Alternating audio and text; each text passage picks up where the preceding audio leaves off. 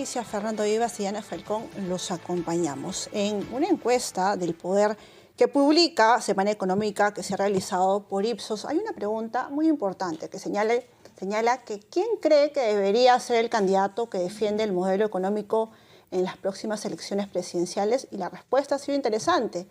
Rafael Belaúnde, 17%, Rafael López Aliaga, 13%, Carlos Álvarez, 11% y Keiko Fujimori, 10%. Y tenemos acá a uno de los protagonistas, el protagonista como invitado. El candidato del sistema.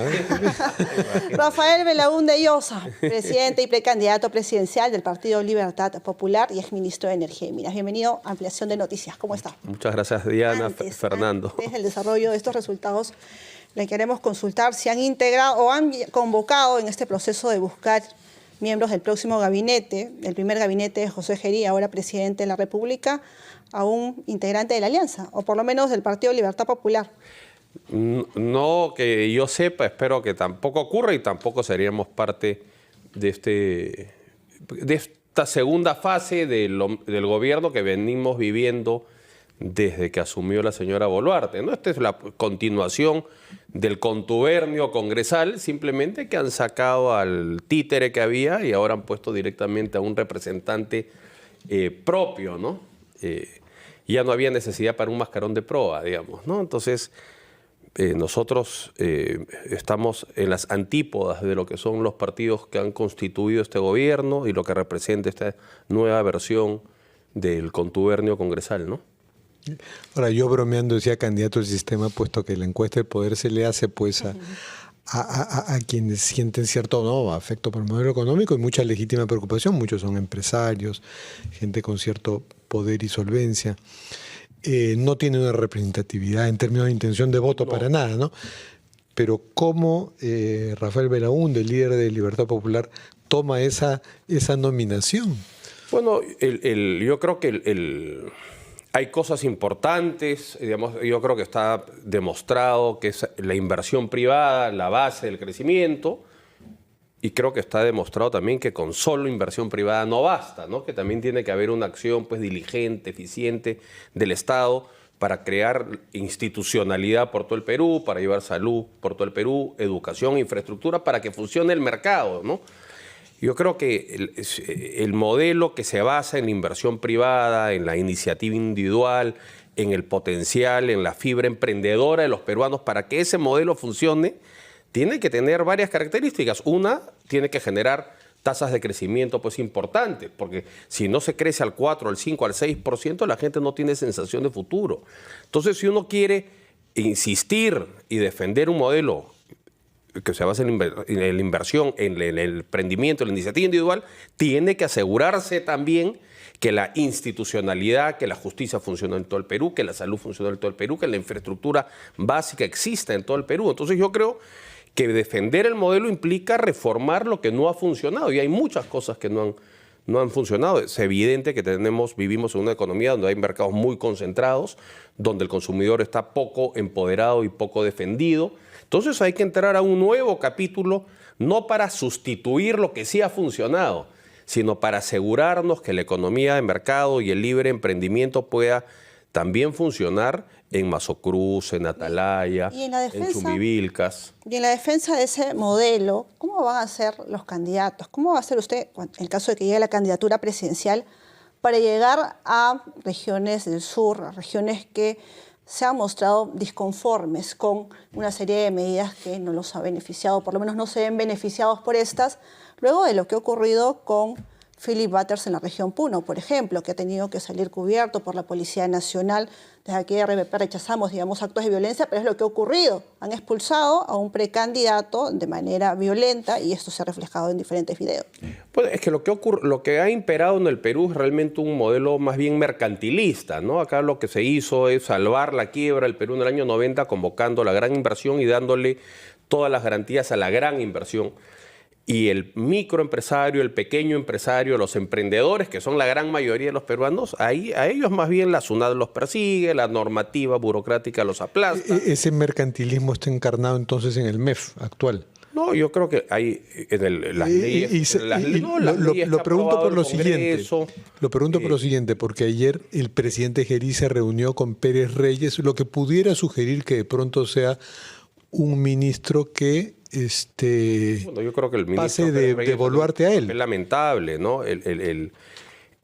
Si uno cree en la economía de mercado, el soberano es el consumidor. Así como en la democracia el soberano es el elector, en la economía de mercado es el consumidor el que decide, el que manda. Entonces, ese es el centro, no los grandes empresarios. Y la gran reforma que hay que hacer es asegurarnos que los pequeños, los microempresarios, Puno, por ejemplo, el ejemplo que ponías hace un ratito, Puno debe ser la región más capitalista pues, del Perú. Todos son emprendedores, todos son empresarios que han logrado subsistir al margen de un Estado que los hostiga, que los persigue, que los reprime. Entonces, lo que tenemos es que tener un modelo que permita que la institucionalidad y que la economía de mercado los integre a la formalidad, no que los persiga y los excluya. O que los califique, ¿no? Entonces, y por eso creo que mi mensaje ha calado en esta encuesta, porque también los empresarios son conscientes que en tanto tengamos una economía capitalista, de mercado más vigoroso, o sea, con más posibilidades para todos, una sociedad con más movilidad social,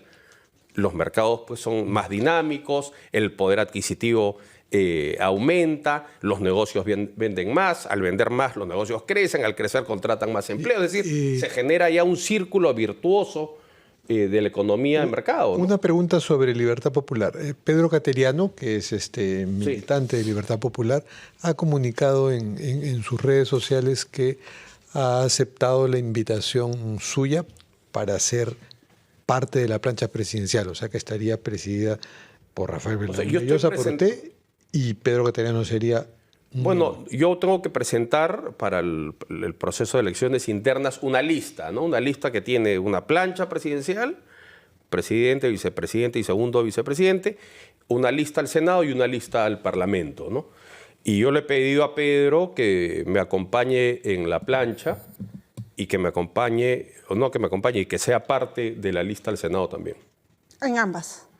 En la plancha Él en presidencial. ambas, pues yo no voy a postular al Senado, pero la idea mía es que él sea parte de la plancha y idealmente que presida la lista al Senado, ¿no? Y ya tienen escogido si se puede compartir a cuál sería la mujer, porque por ley de paridad tiene necesariamente que ser una mujer. No, bueno, la tenemos casi, tenemos una pequeña conversación pendiente ahí, por eso no la anuncio ahora, pero va a ser una economista del interior, una profesional pues, competente y en contacto también con la realidad del Perú profundo, ¿no? Yo creo que el Perú tiene que entrar a una etapa de concordia, de conciliación. Yo creo que ya son muchos lustros de profundizar las diferencias, ¿no?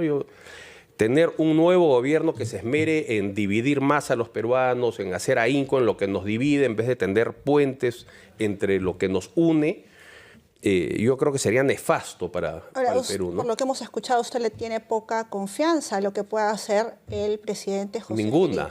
Ninguna. Dicho confianza. esto, digamos, pero lo tenemos enfrente, es una realidad, Sí. más allá de que después del 15 de octubre pueda cambiar o no la situación. Dicho esto, ¿cómo debe ser el gabinete que convoque en los próximos días u horas el presidente Gerí? No, bueno, va a ser parte del contubernio. No, pero ¿cómo debería ser? ¿No? Bueno, es que idealmente, digamos, lo que va a ser un gabinete integrado por el contubernio que lo está sosteniendo y que lo ha llevado a la presidencia, que es el mismo contubernio que sostuvo a la señora Boluarte, ¿no? Simplemente cuando ya no le han podido sacar nada más de valor a la señora Boluarte, cuando ya la señora Boluarte no ha podido disolver el Parlamento, la han votado. Y ella cometió un error. Yo creo que la salida de esta crisis era el adelanto de elecciones en el año 2022. El Perú, el problema de fondo es que no hay en el diseño constitucional un mecanismo que nos permita resolver una crisis política, como sí tiene, por ejemplo, Ecuador con la muerte cruzada. En Ecuador, con el presidente Lasso, el Parlamento quería votar al presidente, el presidente no podía gobernar con el Parlamento y el presidente Lasso activó la muerte cruzada, es decir, todos a su casa y que el pueblo decida nuevamente. El Parlamento tiene demasiada fuerza y hay un desequilibrio actualmente. Un desequilibrio absoluto, es un sistema parlamentarista encubierto. Entonces el presidente está muy arrinconado. Y claro, eso ahora que las fuerzas que no están en el Ejecutivo controlan el Parlamento funciona muy bien para ellos, ¿no? Para esos intereses. Pero imaginémonos el caso contrario. Si tuviésemos un presidente con mayoría parlamentaria, sería ya un soberano absoluto. Es decir, esta misma asimetría que le da tanto poder al Congreso, si el presidente tuviese esa mayoría, podría hacer lo que le dé la gana. O sea, se ha perdido algo que es esencial en la democracia, que es la independencia y el equilibrio entre los poderes. Yo creo que esa es una reforma, junto a la reforma en el tema de seguridad ciudadana, indispensable, porque la verdad de las cosas, asumiendo que el señor Gerí haga la transición democrática el 28 de julio del 2026, querría decir que desde el presidente Ollanta Humala hasta quien salga elegido el 28 de julio, asume el 28 de julio, vamos a haber tenido 9 presidentes en 10 años. Eso un kiosco no puede sostenerse con esa alta volatilidad, menos un país. Y si hubiera protestas fuertes y razones para protestar en los próximos días, ¿Libertad Popular saldría a marchar? Bueno, a mí yo creo que ha habido esta sucesión que es legítima en el sentido. Lo que me parece muy extraño, digamos, que se pueda votar un presidente en 6 horas, ¿no? O sea, yo creo que no existe país en el mundo donde eso pueda ocurrir.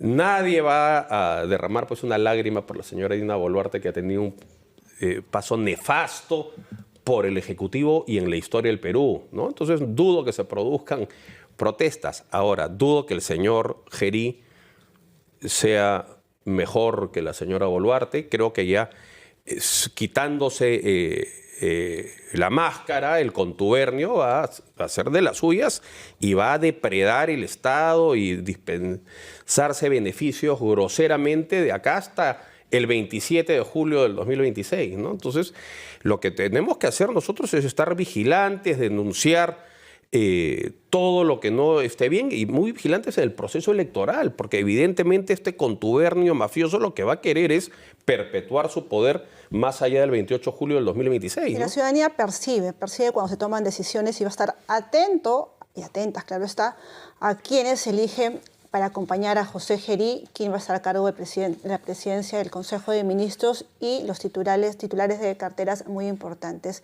en el próximo gabinete. Señor Rafael Belaúnde Llosa, gracias por estar. Muchas gracias. En Ampliación Muchas gracias, de Noticias. Diana, Fernando. 9 de la mañana se acabó Ampliación de Noticias, Fernando. Sí.